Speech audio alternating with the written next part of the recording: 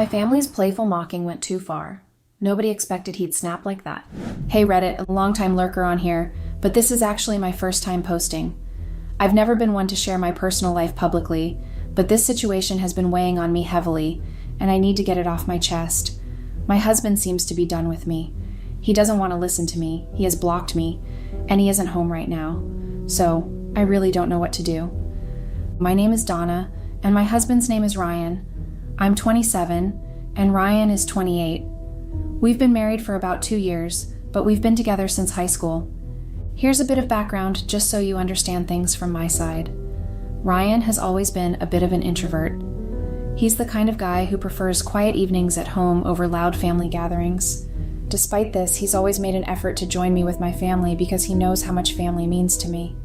Ryan has always been a bit squeaky and weak, for lack of better terms. He's been a great spouse, helping with domestic chores, managing the bills, and being the main provider of our home. I work as a freelance graphic designer, which can be quite unpredictable. Sometimes I can go weeks without getting a job, so Ryan has been carrying most of the financial load without ever complaining. Ryan has always been the one to give and give without taking, and I have always been the one to take and take without giving anything. I only realize this now that I have lost him. They say you never know what you have until it's gone, and I now believe it wholeheartedly. I grew up in a very tight-knit family, which I now realize is absolute bullshit. My family has always believed in putting the family first and doing everything for the family. They believe that no matter what anyone does to you, as long as they are family, you should suck it up and take it without complaining. And I know that it's absolutely wrong, but I've been taught this from childhood, so it became ingrained in my personality. For example, one of my uncles has done horrible things and has been in jail multiple times. He should even be in jail now, but my family has refused to report him for some of the very evil and vile things he has done because he is family. So we still get to see him every time. I also know it's not an excuse, but another thing is that my family has always been really traditional. They believe that a man should be the husband, the provider, and the head of the house, while the woman is supposed to be less important and more passive. So when Ryan didn't fit this traditional view, they saw him as weak. To them, a real man is someone who's strong, assertive, and in control. Ryan's willingness to share household responsibilities and be supportive didn't fit this idea, so they didn't respect him for it. That was why they always joked about him being more of a housewife and not being manly enough. I grew up with these traditional beliefs myself, so I didn't really see how unfair it was until it was too late. I allowed my family's views to affect how I treated Ryan. Instead of standing up for him and appreciating him for who he was, I let their comments slide and didn't defend him. Ryan was and has been an absolutely amazing husband to me. He would always plan these romantic Friday night dates, always take out time for me, and always shouldered everything without complaining. He had always wanted kids young, but I didn't want them very early. He didn't complain and said we could have kids whenever I wanted. Ryan was great, but the thing is, my family, upon noticing how squeaky, scrawny, and weak Ryan was, seemed to see him as prey. My family's behavior towards Ryan has always been condescending. They would make snide comments about how he's not manly enough, how he's too nice, and how he lets me walk all over him. They would say these things jokingly, but I could see the effect it had on Ryan. I, however, brushed it off, thinking he would get over it. I mean, it was just a joke, right? There was this one time when we had a family barbecue. Ryan was helping out in the kitchen, as usual, while the rest of the men were outside, grilling and drinking beers. My brother, Mike, made a comment about how Ryan should be wearing an apron and a dress. Everyone laughed, including me. I didn't think much of it, but I noticed Ryan's smile falter. He didn't say anything, but I could tell he was hurt. I should have said something, but I didn't. I just let it slide. Another time, during a family game night, my cousin Lisa asked Ryan if he ever got tired of being my servant. Everyone laughed again, and I laughed too, thinking it was all in good fun. Ryan didn't laugh, though. He just sat there, looking down at his hands. I ignored it, thinking he would just brush it off like he always did. These instances became more frequent, and Ryan became more withdrawn. He stopped planning our Friday night dates, he stopped helping around the house as much, and he started spending more time at work. I didn't realize it then, but he was slowly pulling away from me. Looking back now, I can see how I let my family's toxic behavior destroy my marriage. Ryan always gave without expecting anything in return, while I took him for granted. I laughed along with my family's hurtful jokes, never standing up for him, and now I think I've lost the best thing that ever happened to me. I guess the turning point came during another family gathering. We were celebrating my mother's birthday, and as usual, Ryan was being his helpful self. My Uncle Joe, known for his crude humor, made a comment about how Ryan was more of a housewife than I was. Everyone laughed, including me. I noticed Ryan's face tighten, but he didn't say anything. Later that night, I found him sitting alone on the back porch. He looked defeated. I asked him what was wrong, and he finally opened up. He told me how hurtful my family's comments were, how he felt disrespected and humiliated every time we were around them. He said he felt like he was constantly being judged and found lacking. I tried to comfort him, telling him they were just jokes and he shouldn't take them seriously. But he looked at me with sadness and said that they weren't just jokes. That's how they really saw him. Then he asked me if that was how I saw him too. That hit me hard. At that moment, I realized how I had failed to stand up for him. I had laughed along with the jokes and never defended him. I should have apologized, but instead I dismissed his feelings, saying it was all just jokes and that it wasn't my family's fault he couldn't take a joke. Ryan looked at me. He was surprised and hurt, but then he just shook his head and said he didn't know how much more he could take. From that day on, Ryan became even more distant. He started working late more often, spending less time at home, and when he was home, he was quiet and withdrawn. I knew things were bad, but I still didn't do anything to change it. I thought he would eventually get over it, that things would go back to normal. But instead, the gap between us grew wider. The emotional distance that started with those jokes evolved into a full-blown rift. My attempts to dismiss his feelings as overreactions only pushed him further away. Despite my growing awareness of the damage my family's behavior had caused, I continued to allow their toxic influence to overshadow our relationship. I now see how much I've hurt him, not just through my family's comments, but through my failure to stand up for him and my own dismissive attitude. Ryan gave, and I took and took, never fully appreciating or reciprocating his kindness. The best thing I could have done at that moment was to stand up for Ryan and let him know I was on his side. Instead, my ego and stubbornness got in the way. I convinced myself that my family's jokes were harmless and that if Ryan couldn't take them, it was his fault. I kept dragging him to family events, even when he suggested staying home. I refused to listen to his feelings and insisted he come with me, even throwing tantrums to make sure he attended. Forcing him to go to these events only made things worse. Every gathering felt like another chance for my family to make him feel small and disrespected. I didn't realize how much my actions were hurting him. I should have been standing up for him, not pushing him into situations where he felt uncomfortable and humiliated. Ryan needed my support in more than just words. I should have backed him up and faced the reality of my family's behavior. My failure to do that drove a bigger wedge between us. I lost someone who gave so much and asked for so little, all because I couldn't see past my own pride and the desire to keep up appearances. I also foolishly believed that Ryan loved me too much to leave. I thought that everything would eventually go back to normal, and that we'd get over our problems. I convinced myself that our bond was unbreakable, and no matter what, he would always stay with me. But I was wrong. As Ryan grew more distant from me, he grew closer to someone else, our new neighbor, ironically. She had just moved into the neighborhood, and we were among her first friends. At first, I thought it was just natural for Ryan to bond with her since they had a lot in common and shared interests. I didn't suspect anything because I thought Ryan loved me too much to ever consider leaving. I figured their growing friendship was harmless. But as Ryan withdrew from me, he spent more and more time at her place. I told myself it was just friendly visits and that nothing more was happening. However, looking back, I should have noticed the signs. The way she treated Ryan and how quickly their friendship grew made it clear that something was off.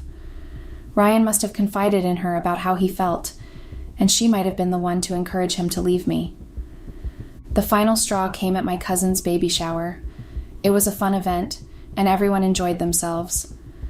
Afterward, we decided to continue hanging out as nobody was eager to leave. My cousin's friends had left, leaving just us and our family. We were having drinks and chatting, and Ryan was helping clean up the mess from the shower. My brother, as usual, made a snide comment, telling Ryan he should learn how to be a man from him.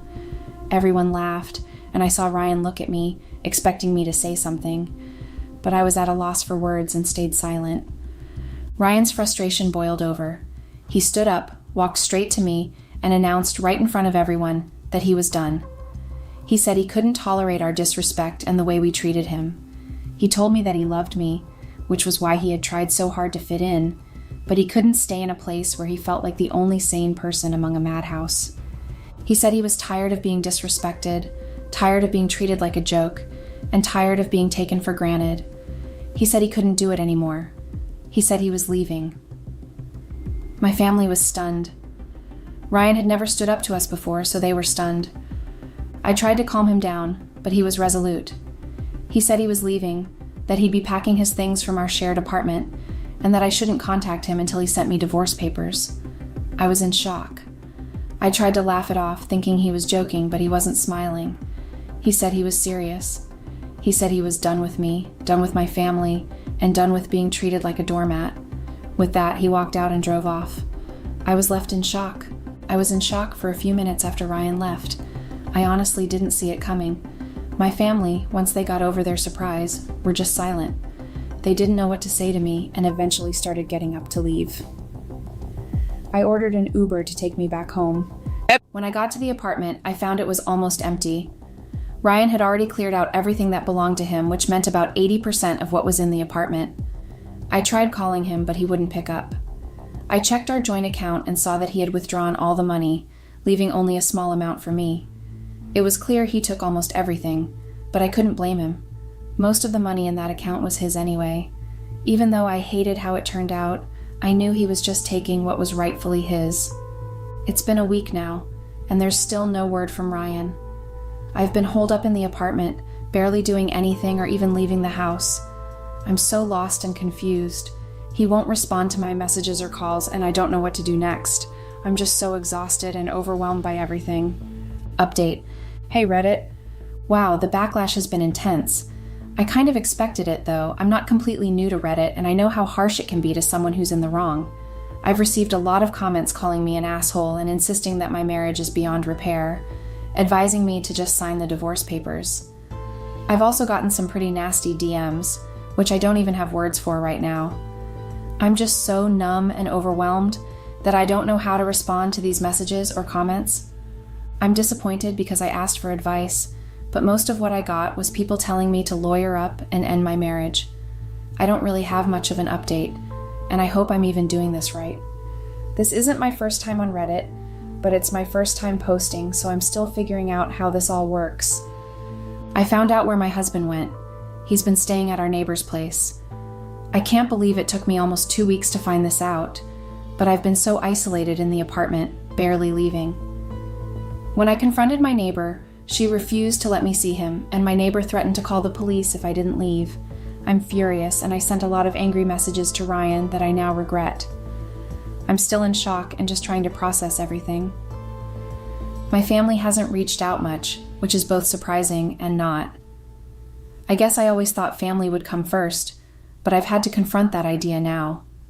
I did contact my parents, and they're shocked too. They've tried to reach out to Ryan to apologize, and so have several other family members, but he hasn't responded to any of them. It's been a rough realization that the whole idea of family first didn't really hold up in this situation. I also spoke to my landlord, who confirmed that Ryan had contacted him about breaking the lease. There's no way I can afford the apartment on my own, not even with a roommate. I'm just a struggling freelancer and don't have any jobs lined up right now. I hate to admit it, but my freelancing career isn't doing well. I'll probably have to rely on my parents for financial help until I can get my bearings. Looking back, it's clear that my family's outdated ideas made Ryan feel like an outsider and pushed him away. I thought he should just tough it out, but that only made things worse. Now I see that the real issue was not Ryan being different, but my failure to stand up for him and support him against their judgment. That's all I have for now. I'm exhausted, overwhelmed, and feeling incredibly lost. I just wanted to give an update since I have nothing else to do right now. Update. Hey Reddit, it's me again. Things have been really tough over the past few weeks, and I wish I had better news to share. But I guess this will make you guys happy as it. Seems my misery is the only thing of interest, and honestly, I don't blame anyone for feeling that way. I've brought this on myself. I finally managed to get in touch with my husband, or should I say ex-husband, since it's clear he's made up his mind. I sent him a long apology letter through WhatsApp. He hadn't blocked me, but he hadn't been replying either. I took a chance, and luckily he did get back to me. He came over to the house, and I have to admit, he looked well, better and more confident than I've seen him in a long time. I made us some coffee and we talked. I'm not going to bore you with all the details. It was a standard conversation. I apologized profusely, and he told me he had forgiven me, but he wasn't coming back. He said our marriage had ended a long time ago, but it took him a while to fully accept it. He told me my family were monsters, and he wasn't interested in their half-hearted apologies. I tried to plead with him, hoping he might reconsider, but he remained firm.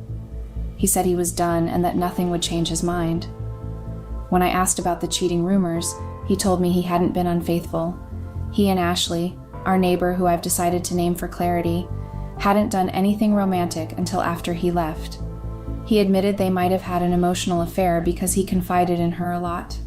So, that's it. My marriage is officially over, and I'm just waiting for the divorce papers to be served. My husband doesn't want me anymore, and I feel a mix of anger and self-loathing. I hate my family for how they treated him, and I hate that Reddit was right about everything.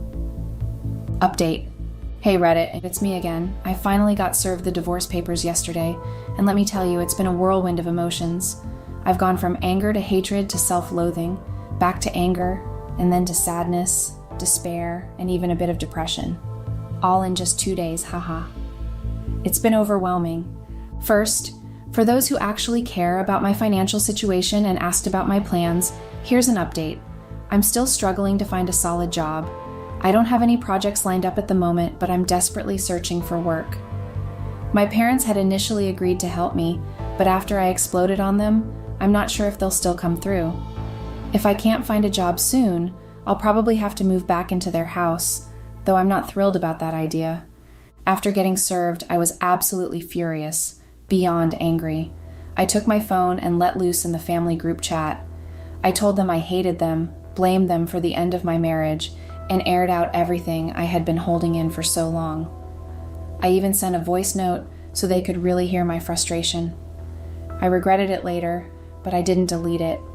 I felt like I needed to stand up for myself, and I was done with my family's control over me. The group chat has been chaotic ever since, but no one has reached out to me personally, not even my parents. I guess they're feeling a bit guilty now. Maybe they're realizing they went too far, just like I did. So, that's where I am right now.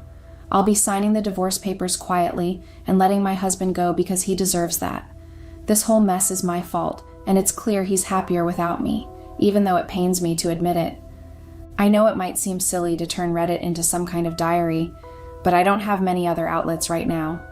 I'm just filled with anger and hatred toward my family, and most of all toward myself. Update. Hey Reddit, it's been months since I last posted, and I'm sure many of you have noticed.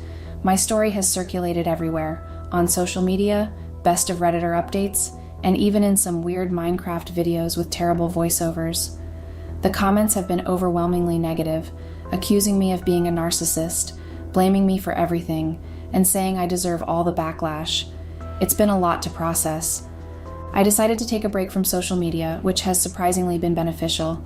It helped me regain some clarity and peace of mind, but I felt like I owed it to you all to provide one last update. Plus, everyone I know seems to have stumbled upon my posts. My parents reached out to me about it, and I had to admit it was me because at that point, it was no longer a secret. My cousins even shared my Reddit post in a family group chat, and it blew up again. Some family members were critical, saying I shouldn't have aired our personal issues online, but I told them it was my choice and my matter to handle. My ex-husband also found the post. He sent me a link, and though I was embarrassed, I admitted that the post was about us. I wanted clarity and guidance, And while I didn't get much advice, it did serve as an outlet for my emotions. So yes, everyone's seen it, and I'm past caring. People still send me links, but I only respond to those I want to and ignore the rest. As for the divorce, it's finalized. It went much faster than I expected. I always thought divorces took years, but since we both wanted it, despite my reluctance, it was quick. We didn't have any major assets or debts to split, and most of the money in our joint account was my ex-husband's, which he had already split. The process was relatively straightforward, and we didn't own any property together. I cried in the courtroom, and it was humiliating. My ex didn't console me, and I felt utterly helpless and depressed for a long time, but eventually I realized I had to move forward. The past is the past. I've thrown myself into work and managed to secure a few freelance gigs, so I don't have to move back in with my parents. It's been tough, and I'm scraping by, but I can manage my rent. I'm still searching for a smaller, more affordable apartment and a day job. Living close to my ex has been challenging. I don't see him every day, but I do see him often, which is painful. I just want to move on and find a place where I can live independently. This update is a bit rushed because I'm exhausted, but I wanted to share where I'm at. Writing here has been a sort of diary for me, and it's helped. I'm considering therapy to help with everything I've been through. Thank you to those who've reached out and offered support. I genuinely appreciate it. Ever since I met Laura, I always believed that a bond built on trust was unbreakable. We had been the envy of our circle, with our tales of love lasting over 2 decades. Little did I know that a simple envelope would shatter that belief. It was a crisp autumn afternoon, the kind that paints the trees with a fiery hue, and the wind carries secrets. As I walked towards my home after a long day at work, I noticed a stark white envelope lying in our mailbox. No stamp, no address, just a simple handwritten mark on the front. Curiosity got the better of me, and I swiftly tore it open. The letter inside was typed, and the words sent chills down my spine. Open your eyes, Mark. Love can blind, but the truth can hurt even more. Laura isn't as faithful as you think. I felt my heart skip a beat. Laura, my Laura, cheating on me? No, it can't be. We had spent more than 20 years together, sharing not just a home, but dreams, hopes, secrets, and every imaginable emotion. This had to be a sick joke, but who would do such a thing? And why? I looked around, half expecting to see a pair of sneering eyes watching me from the shadows, enjoying the aftermath of their cruel prank. But the street was quiet, with just the rustling leaves and my racing heartbeat breaking the silence. I hid the letter in my briefcase, deciding not to share it with Laura just yet. Instead, I resolved to keep an eye on her, to watch for signs that could confirm or refute this terrible accusation. I believed in her, in us. Yet, there was this gnawing feeling at the pit of my stomach, like a worm eating away at the apple of our love. Over the next few days, everything seemed normal. Laura was her usual chirpy self, filling our home with her laughter and love. But then I noticed it. Robert, our close friend for years, a man I'd shared countless memories with, was around more than usual. At first, I dismissed it as mere coincidence, but the signs started to add up. The stolen glances they exchanged when they thought I wasn't looking, the hushed conversations that ceased when I entered a room, the secret smiles that hinted at shared secrets. I wanted to confront her, to ask her outright, but every time I mustered the courage, she'd look at me with those same eyes filled with love, and my doubts would melt away. But the envelope's message remained, lurking in the shadows, reminding me that sometimes, what seems too good to be true usually is. Days turned into weeks, and the gnawing suspicion inside me continued to grow. Each interaction between Laura and Robert became magnified, every whisper echoing loudly in my mind, every touch sending electric shocks down my spine. The world around me started to shift, with doubt clouding every beautiful memory we'd built. I had always been a man of action, so I decided to dive deeper. I began keeping track of Laura's movements, something I never imagined I'd ever do. I made notes of the times she'd take calls outside, her sudden late-night outings, and those weekend get-togethers with girlfriends that I'd never heard of. My journal started filling up with these observations, but it wasn't just notes. It was a testament to a crumbling foundation. One day, as I was making another entry, I stumbled upon a receipt from a fancy restaurant. The date was from one of those nights Laura had claimed to have a girls' night out. But what caught my attention was the total, far too high for just one person. My heart raced as I recalled her coming home that night, her makeup slightly smudged and her demeanor slightly off. With the receipt as my cue, I decided to dig deeper. I turned to technology for help. I installed a discreet tracking app on Laura's phone. The sinking feeling of betraying her trust was overwhelmed by the burning need to know the truth. And soon, the app gave me exactly what I was looking for. The locations she frequented matched Robert's. They were together at parks, cafes, and even, on one occasion, a secluded lakeside cabin. One evening, after another late night at work, I confronted Laura. Her face turned ashen as I listed my observations, my voice trembling, barely concealing the heartbreak. But to my surprise, she laughed. A forced, nervous laugh. She accused me of being paranoid, questioning my trust in our love and reminding me of our years together.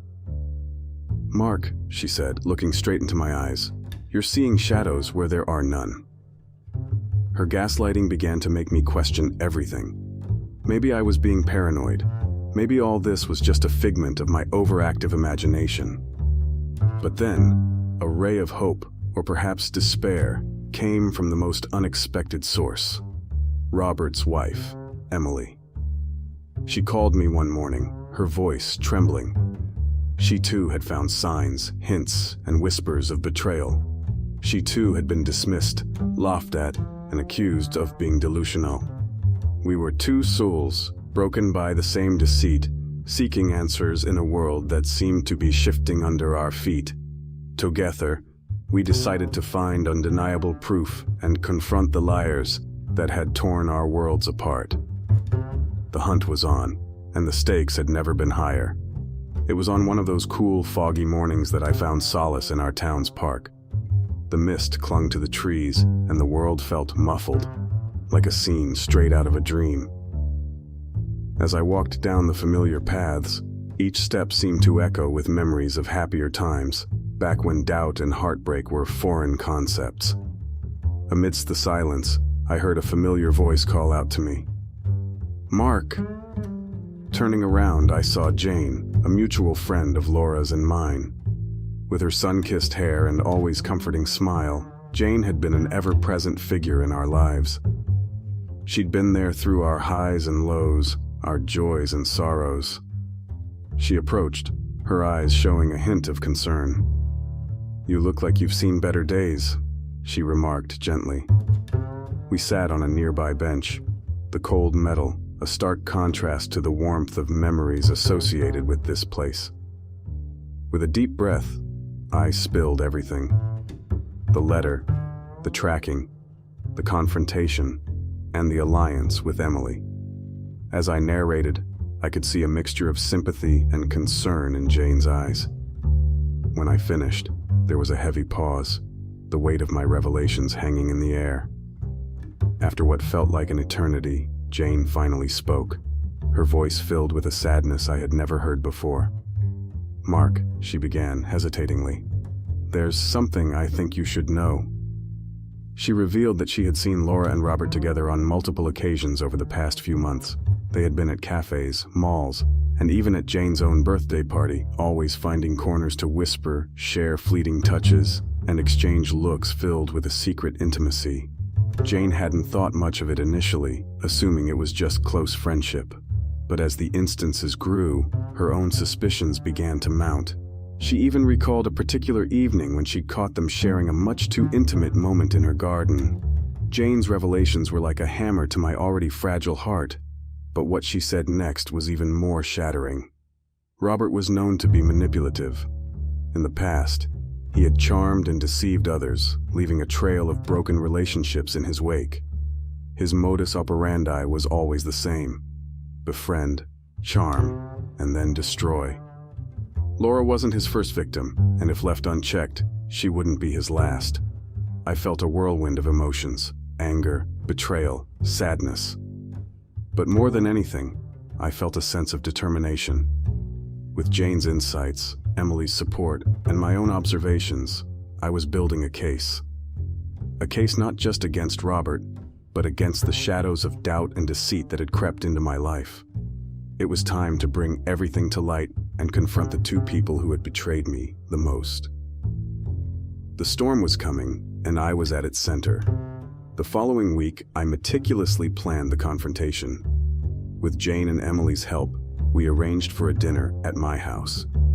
The pretense was simple: a reunion of old friends, a gathering to reminisce and celebrate our shared history.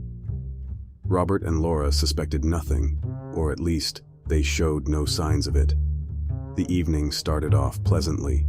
The golden glow of the setting sun filtered through the curtains, and soft music played in the background. Laughter and chatter filled the room, creating an illusion of harmony. But beneath the surface, tension crackled like electricity. After dinner, as we moved to the living room for coffee, I took the lead. With a deep breath, I began. Tonight isn't just about memories or celebrating friendship. It's about truth and confronting the shadows that have crept into our lives. The room went silent. Laura's face turned pale, and Robert shifted uncomfortably. I continued, laying out all the evidence, from the letter to Jane's revelations, from the tracking results to the emotional pain that their deceit had inflicted on Emily and me. The atmosphere was thick with emotion. Accusations flew, voices raised, tears flowed, and for the first time, the mask of deception started to crumble. Robert, in a desperate bid to deflect blame, tried to paint himself as the victim. He spoke of loneliness, of feeling unappreciated, and how Laura was a beacon of hope in his desolate life.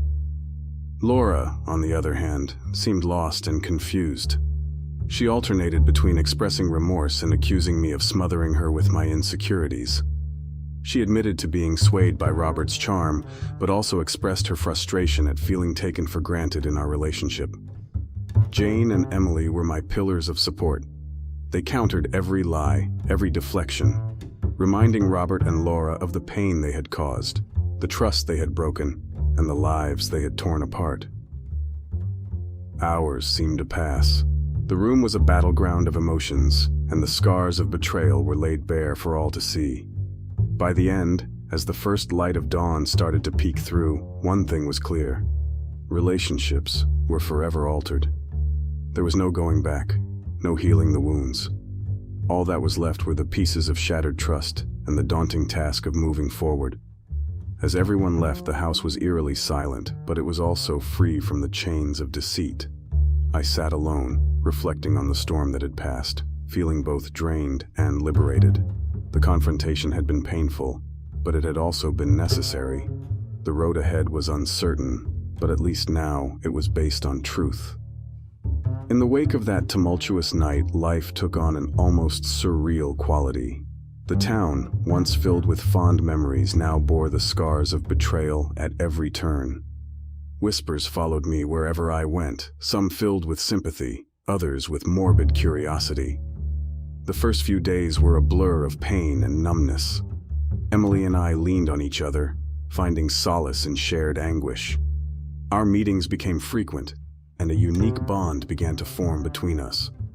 It wasn't romantic, but rather an understanding, a mutual support system built on the ruins of deceit. Laura, overwhelmed by guilt, retreated from social life. She moved out, seeking solace in solitude, grappling with the consequences of her actions. From mutual friends, I learned she had started therapy, trying to find answers and perhaps a path to redemption. Robert, true to his manipulative nature, attempted to spin the story in his favor, painting himself as a misunderstood soul caught in the crossfire of emotions. But his charms had limits. With the truth out in the open, many began to see through his facade. He faced social ostracization and was even forced to step down from several community committees. About a month after the confrontation, I received a handwritten letter, its familiar script tugging at my heartstrings. It was from Laura. She wrote of her remorse, her realization of the depths of her betrayal, and the pain she had inflicted, not just on me, but on herself as well. She didn't ask for forgiveness. She merely wanted me to understand her side of the story, her loneliness in our relationship, her vulnerability, and how Robert had expertly exploited it. Reading the letter was an emotional roller coaster. Anger, pity, sadness, and love swirled inside me. While it didn't change the past or mend the broken bonds, it provided a perspective, a glimpse into the human frailty that led to the betrayal. The town, ever resilient, slowly started to heal. New stories replaced the old, and life resumed its pace. But for those of us at the heart of the storm, the journey was just beginning. Emily, finding strength in her pain, started a support group for individuals dealing with betrayal. It became her mission to help others navigate the treacherous waters of deceit and come out stronger.